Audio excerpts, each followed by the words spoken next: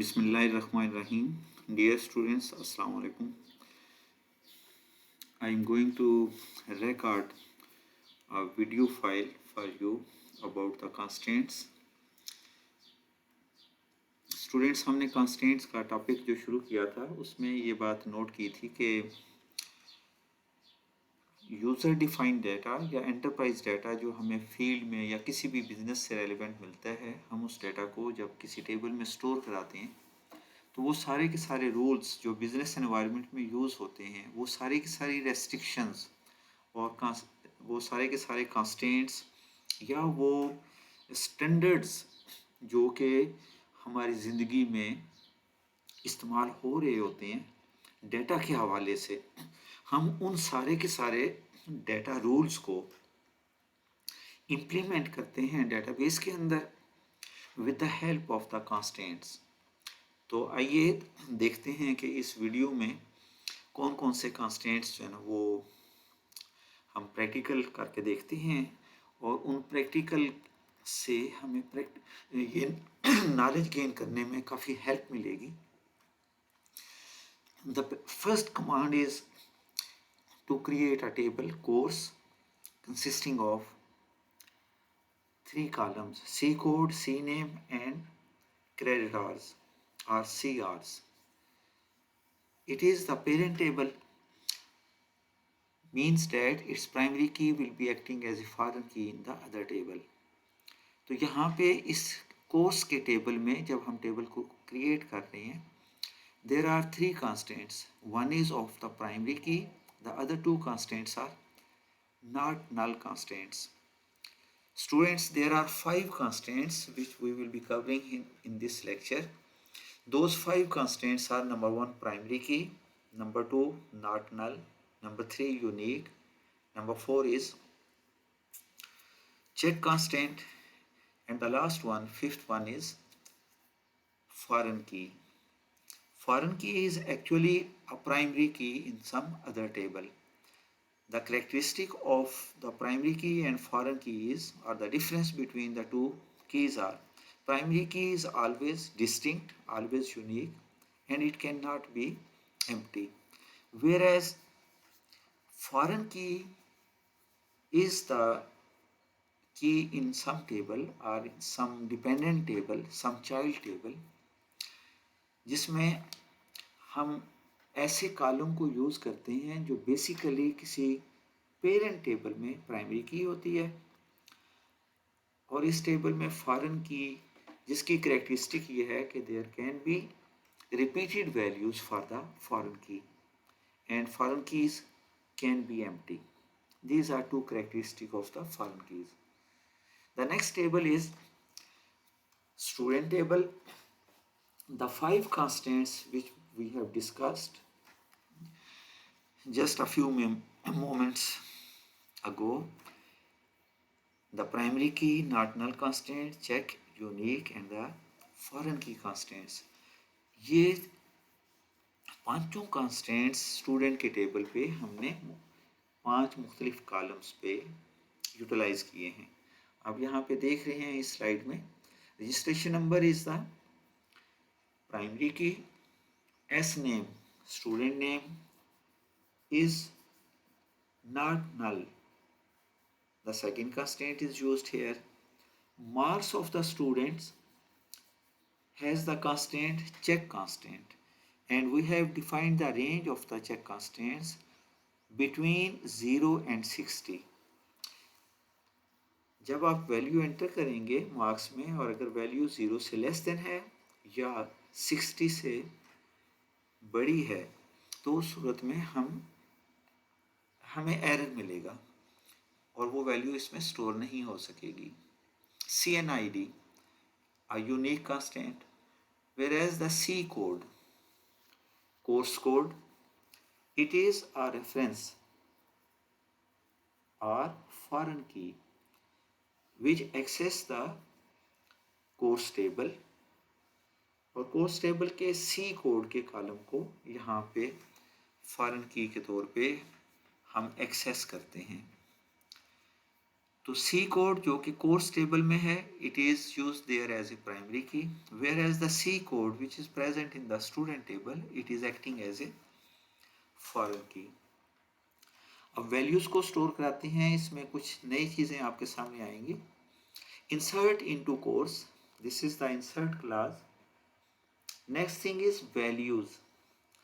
तो स्टूडेंट ये बात याद रखें, लास्ट टाइम भी लेक्चर के बाद एक स्टूडेंट मुझसे पूछ रहे थे कि एरर क्या है सर इसमें, कि वैल्यू क्लास हम यूज़ करते हैं तो वैल्यू क्लास के बाद हम कितने कॉलम ले सकते हैं।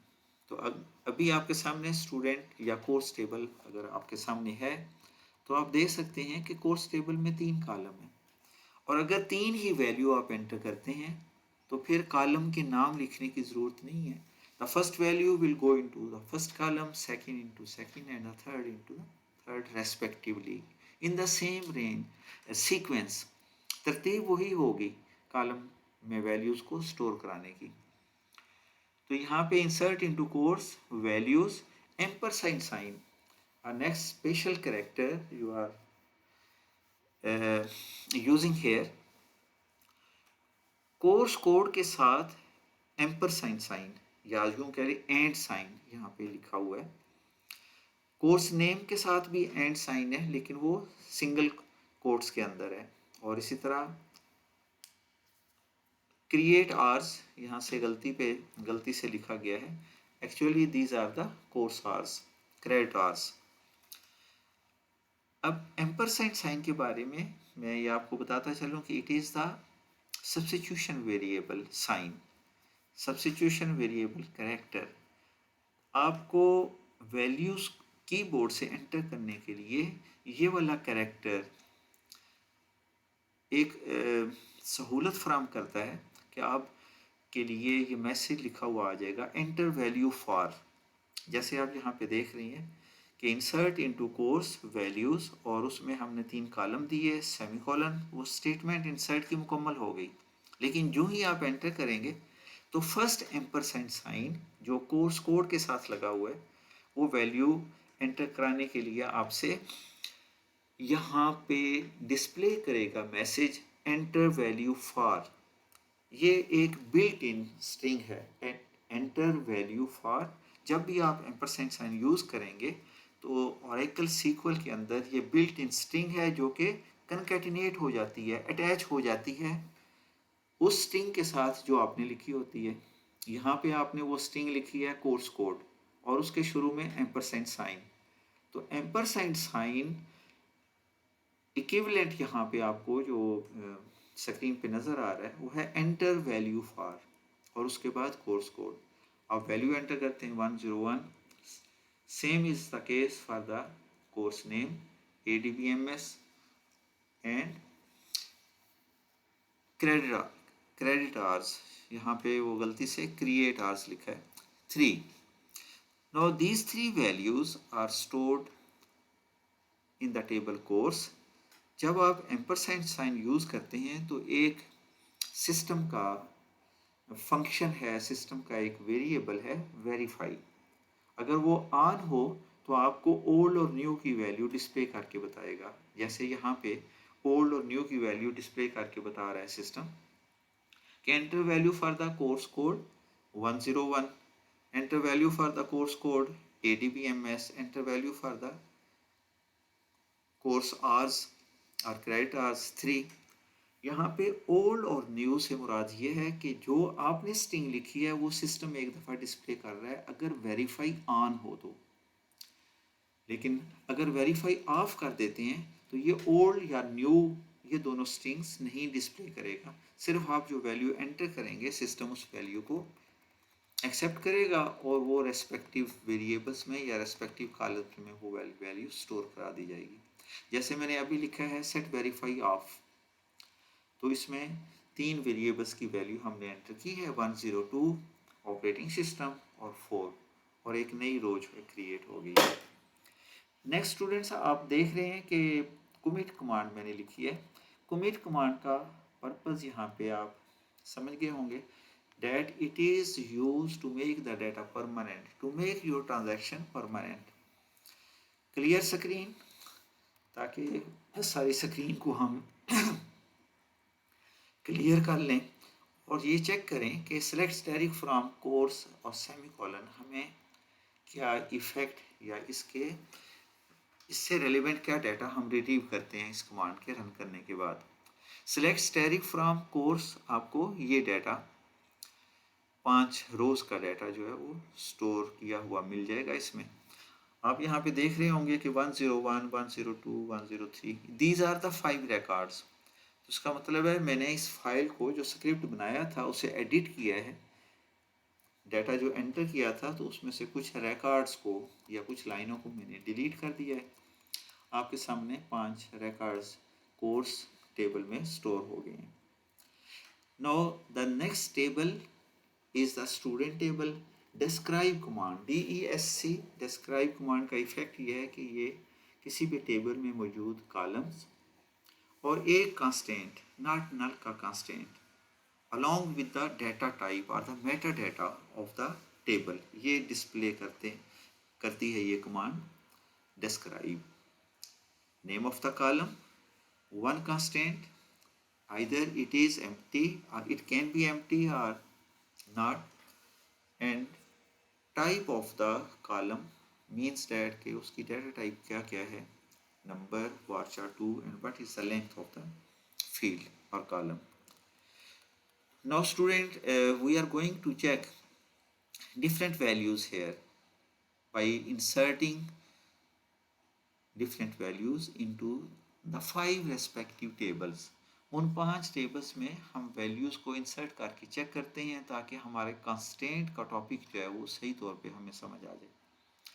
तो यहाँ पे आप नोट करें कि फर्स्ट 5 वैल्यूज़ 111, अली 50, इसी तरह 111 और 101, these 5 values are inserted in registration number, student name, marks obtained, CNID and course code। और इसी तरह इंसर्ट स्टेटमेंट को हम रन करके, आपने नोट किया होगा कि मैंने दोबारा इंसर्ट कमांड नहीं लिखी यहाँ पे। Insert into student values and respective column names जो आपने लिखे हैं, तो 5 वैल्यूज जो आप सीक्वेंस में ऑर्डर में एंटर करते हैं वो स्टूडेंट के टेबल में इन 5 रेस्पेक्टिव कॉलम्स में वो जाके वैल्यू स्टोर हो जाती है। Student, your last command is always present in the buffer. तो इंसर्ट की जो प्रीवियस कमांड है वो बफर में मौजूद थी, उसे एग्जीक्यूट करने के लिए मैंने सिर्फ फॉरवर्ड स्लैश जो कि रन कमांड के इक्विवेलेंट है उसे रन किया, तो सिस्टम में या बफर में वो जो कमांड थी वो दोबारा एग्जीक्यूट हो गई। और इसी तरह 112, Ahmad 33, 4 time 1 and 2, 103, these records are stored। the last record is 115। तो हमने इसमें ये वाले रिकॉर्ड स्टोर करा लिए और उन्हें कमिट कर लिया। आखिर में मैंने सेलेक्ट कमांड रन करके देखा कि कौन कौन से रिकॉर्ड स्टोर हुए हैं। तो कोर्स में ये 5 रिकॉर्ड स्टोर हुए हैं, स्टूडेंट टेबल में ये 5 रिकॉर्ड स्टोर हुए हैं, अली, अहमद, जावेद, नजम और Hamza. These are the students name, their respective marks, CNID। लेकिन आप जो चीज़ नोट कर रहे हैं यहाँ पे वो ये कि 5 हमारे कांस्टेंट थे और 5 ही कॉलम हैं। उन 5 कॉलम्स पे जो कांस्टेंट्स हमने लगाए थे उनके लिहाज से वैल्यूज़ जो हमने स्टोर कराई है, जैसे registration number is the primary की, तो आप ये देख रहे हैं कि सारी की सारी वैल्यूज़ जो है ना 111 से लेके 115 तक ये वाली वैल्यूज़ यूनिक हैं। एस नेम और स्टूडेंट नेम एक ऐसा कॉलम है जिस पे हमने नॉट नल का कांस्टेंट डिफाइन किया था। तो इसका मतलब है कि इस कॉलम में वैल्यूज़ को खाली नहीं छोड़ा जा सकता। कॉलम की वैल्यू पे कोई ना कोई वैल्यू यहाँ पे स्ट्रिंग के तौर पे मौजूद होनी चाहिए। तो आप इसमें देख रहे हैं कि अली, अहमद, जावेद, नजम और हमजा 5 वैल्यूज उसमें मौजूद हैं। Marks is the check constant column, यानी मार्क्स कॉलम पे हमने चेक कांस्टेंट, और वो चेक कांस्टेंट डिफाइन हुआ है 0 से लेके 60 तक। तो आप जो वैल्यू यहाँ पे देख रहे हैं वो रेंज के लिहाज से 0 और 50 के दरमियान है वो वाली values. CNID is the unique number. ये पांचों वैल्यूज जो यहाँ पे स्टोर आपको नजर आ रही हैं, all these 5 values are unique, and the last column is C code or the course code। तो यहाँ पे 101 103 से लेके 105 ये जो कोर्स की वैल्यूज यहाँ पे हमने स्टोर की है, ये फॉरेन की वैल्यूज हैं। Means that these values must tally, यानी 101 103 105 ये वाली वैल्यूज हमारे जो ऊपर टेबल हमने डिफाइन किया है ये कोर्स का, उसमें ये वाली वैल्यू होंगी तो यहाँ पे स्टूडेंट के टेबल के सी कोड के कॉलम में वो वैल्यू स्टोर हो सकेंगी, अदरवाइज सिस्टम एरर देगा। आइए चेक करते हैं कि सिस्टम में अगर हमने वैल्यू स्टोर कराई हुई हैं तो वो चेक करते हुए किस तरह का एरर जनरेट करेगा और कांस्टेंट हमें कैसे हेल्प करते हैं डाटा को सही तौर पे स्टोर करने के लिए। एक नया टेबल यहाँ पे डिफाइन कर रहा हूँ मैं, क्रिएट टेबल ग्रेड, और इसके 3 कॉलम है, जीपीए, लो मार्क्स और हाई मार्क्स। तो यहाँ पे इन तीनों टेबल में कुछ डाटा बाद में हम स्टोर कर लेंगे। इसे डिस्क्राइब करके देखा, जीपीए, लो मार्क्स और हाई मार्क्स का टेबल। तो कुछ वैल्यूज इसमें स्टोर कर दी कि ए बी सी डी जो हमारे ग्रेड्स होते हैं उनकी रेंज कहाँ कहाँ है। तो आप ये देख सकते हैं कि एक टेबल नया क्रिएट हुआ और उस टेबल में ए से लेके एफ तक ग्रेड के वो जितनी भी रेंज बनती है, F is from 0 to 20, D is from 21 to 30।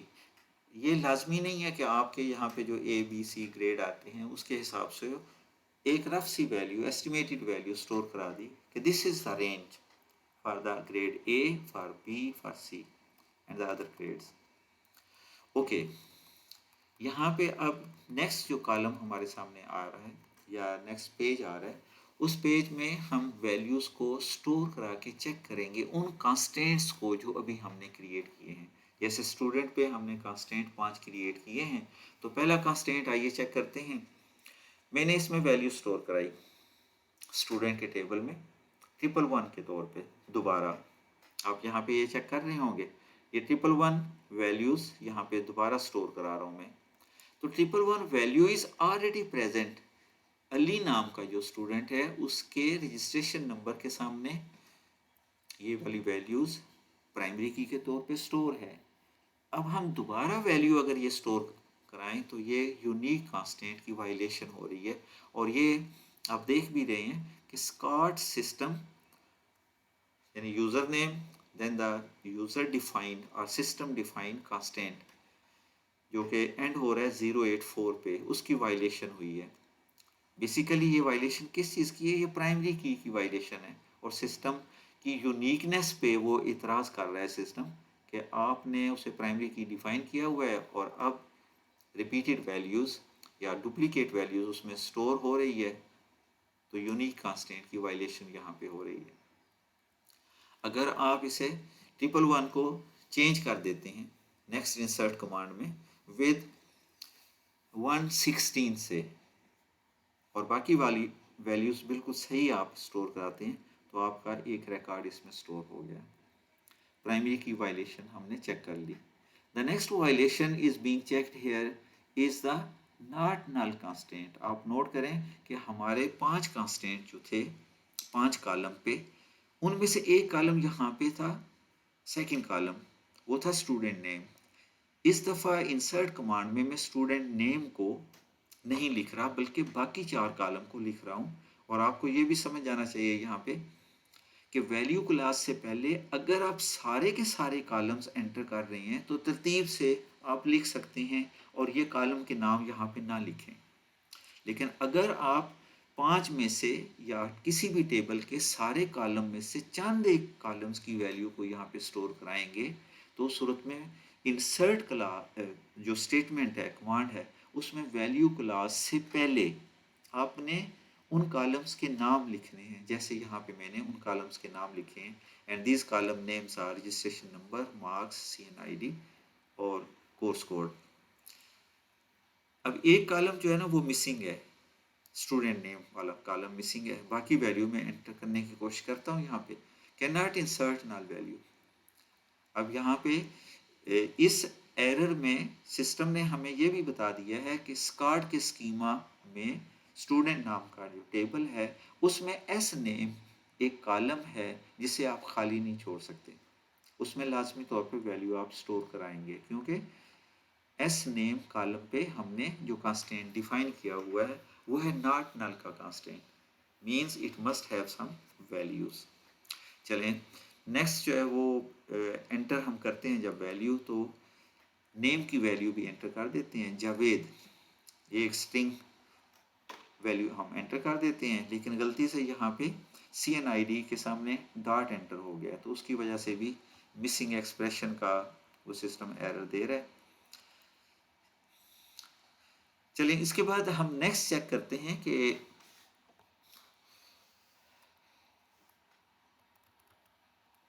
System के बारे में कि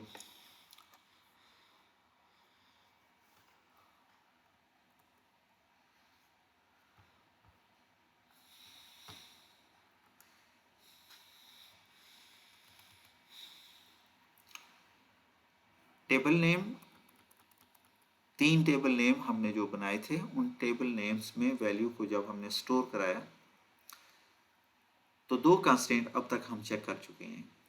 तीसरे कांस्टेंट को चेक करने के लिए तीसरा कांस्टेंट हमारा है कि मार्क्स का कॉलम है। अब मार्क्स के कॉलम में जब हम वैल्यू स्टोर कराते हैं तो मैं यहाँ पे मार्क्स के कॉलम में वैल्यू स्टोर कराता हूँ तो वो 40 वैल्यू स्टोर कराता हूँ। तो स्टूडेंट यहाँ पे आपको पता ही है कि हमारा रेंज जो मार्क्स का था वो 0 से 60 तक था, तो इसका मतलब है कि 40 is with in the range, so one proper new record is also inserted here. लेकिन अगले स्टेटमेंट जो आप चेक कर रहे हैं वो है कि मार्क्स में value registration number 118 name Shakeel और मार्क्स की वैल्यू 67 एंटर कर रहा हूँ मैं, तो 67 is outside the range of the values of the check constant, तो वो सिस्टम चेक कांस्टेंट का एरर यहाँ पे देगा। इसे मैं शकील स्टूडेंट के लिए इस रिकॉर्ड के लिए मैं वैल्यूज़ को 67 की बजाय 55 एंटर करता हूँ, तो एक प्रॉपर नया रिकॉर्ड इसमें स्टोर हो जाता है। Same is the case for CNID। अब CNID में अगर आप रिपीटेड वैल्यू एंटर करेंगे तो वो भी यूनिक कांस्टेंट है और यूनिक कांस्टेंट वायलेशन का सिस्टम एरर देगा। आइए नेक्स्ट कांस्टेंट जो है ना वो चेक करते हैं कि नेक्स्ट कांस्टेंट है हमारा फॉरेन की constant, the last constant. Course code में हम ऐसी वैल्यू एंटर करते हैं जो कि हमारे कोर्स में वो कोर्स आईडी के तौर पे वैल्यू है ही नहीं। स्टूडेंट आप यहाँ पे देखें कि मैं एंटर करा रहा हूँ यहाँ पे value 100 and 100 is not present in course code. अगर आप देखना चाहें तो वापस आके ये वाली वैल्यू देख भी सकते हैं कि क्या 100 कोर्स कोड में वैल्यू मौजूद है।